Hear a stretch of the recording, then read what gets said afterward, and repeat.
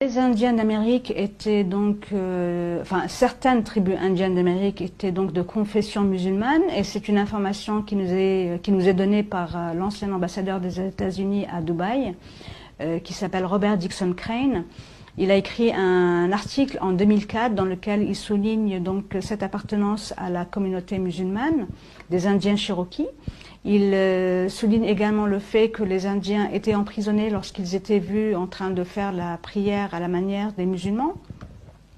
Ils jeûnaient durant le mois de Ramadan et ils ont même instauré dans l'Indiana, donc au nord des États-Unis, sur les terres du grand oncle de l'ambassadeur américain, donc un lieu dans lequel ils pratiquaient le pèlerinage, ou du moins symboliquement ils reprenaient le tawaf sur le continent américain parce qu'ils ne pouvaient pas se déplacer vers la péninsule arabique.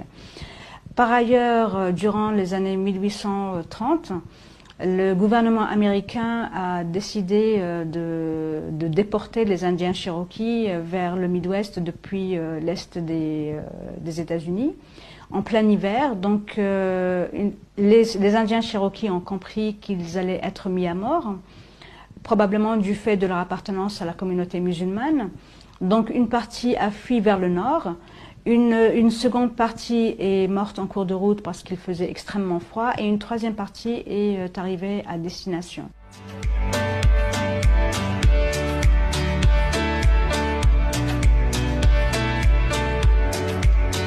Donc la question que pourrait se poser le lecteur aujourd'hui, c'est comment se fait-il que nous n'ayons pas eu accès à ces données extrêmement importantes pour le patrimoine historique de l'humanité?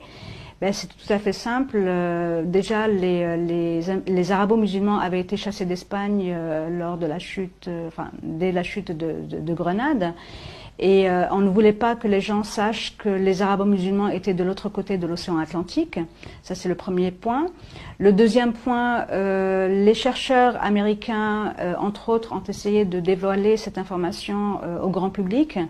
Ils ont été menacés par les milieux académiques d'être licenciés, et même les robinets financiers fermés si jamais ils dévoilaient la moindre information par rapport à cela. Donc ceux qui ont tout de même forcé ce blocus historique sont de grands universitaires intègres, qui sont originaires de l'université de Harvard, du Smithsonian. Ils sont américains, anglais, allemands, espagnols, chinois, sud-africains, indiens.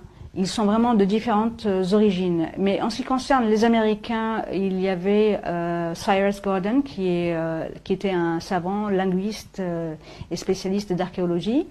Il y avait également Barry Feld de Harvard, qui lui a été à la source de la découverte donc du nom de Muhammad Nabiullah, écrit en lettres koufiques dans l'état du Nevada. Et un certain nombre d'autres, tels Alexander von Büttnow, qui est allemand, et qui a justement consacré le premier chapitre de son livre à cette dictature qui régnait dans le milieu universitaire américain, entre autres. Alors...